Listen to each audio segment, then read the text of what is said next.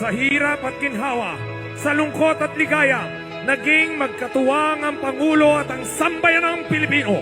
Sa loob ng 6 na taon, sa paglipas ng panahon at pagsibol at pagyabong ng magagandang pagbabago, tayo ay magdiwang at magpasalamat na tayo'y nagkasama nang dahil sa ating pinakamamahal na Pangulo.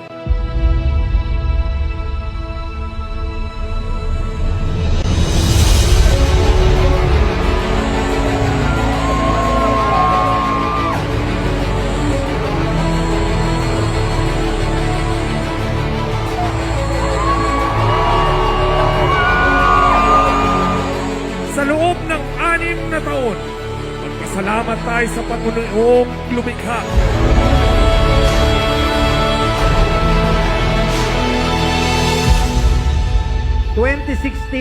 Nung nakilala natin siya, ito ang tumibag sa lahat ng balakid upang sa gayon tayo mga Pilipino ay maintindihan, maunawaan at malaman ang tunay na halaga ng pagiging isang Pilipino. Pahiram nyo sa amin ang inyong mahal na Rodrigo Duterte para matikman namin ang kasaganahan ng Davao.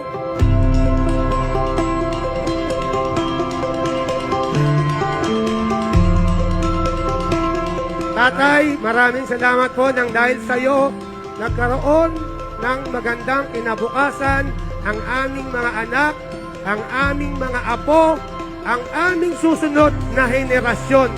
Maraming salamat po, Tatay. Thank you po. Magpapicture na tayo! Naniniwala ba kayo na mabuti ang Panginoon? Dahil binigay niya si Tatay Digong sa ating bansa, sa ating ordinaryong Pilipino. This is our last time, Kuya Bongo, magpapicture po ako sa inyo kasi talagang idol ko kayo. Matagal ko na tinatago to, Tay.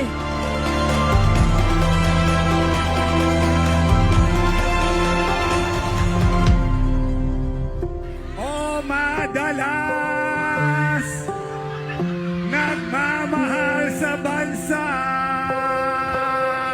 ang nag-iisang Rodrigo Duterte. Maraming salamat po, Pangulo. Pero ang una-una, palakpakan niyo po ang inyong mga sarili dahil po kahit umulan, mainit ang araw, nandyan pa rin po kayo. Ito po ay karangalan na natin na maharap kahit daw yan po ang ating inabot. Dahil kaharap po natin at bilang karangalan na rin natin na paglingkuran tayo ng isang taong binuhos ang kanyang pagod, oras, puyat para sa ating sambayanang Pilipino.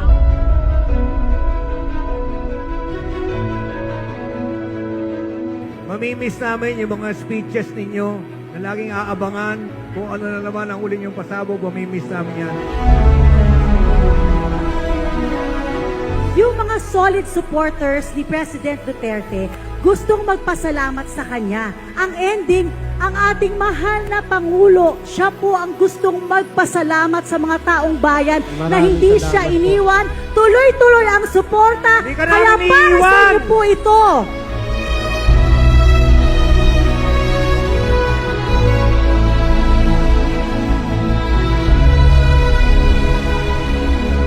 Kalayaan po ay hindi libre.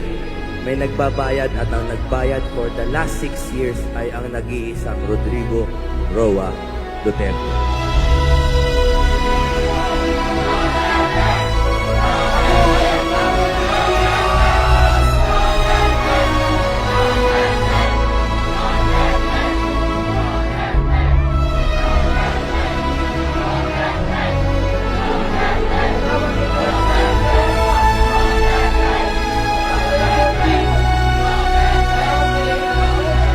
Maiksi lang po sa sambayang Pilipino.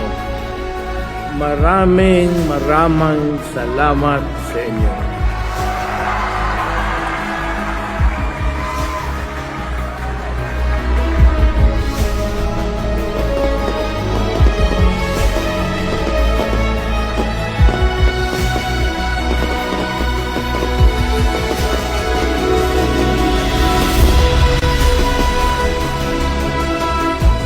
Now that I am already at the tail end of my administration, I thank everyone who has helped me realize the dreams we have for our country.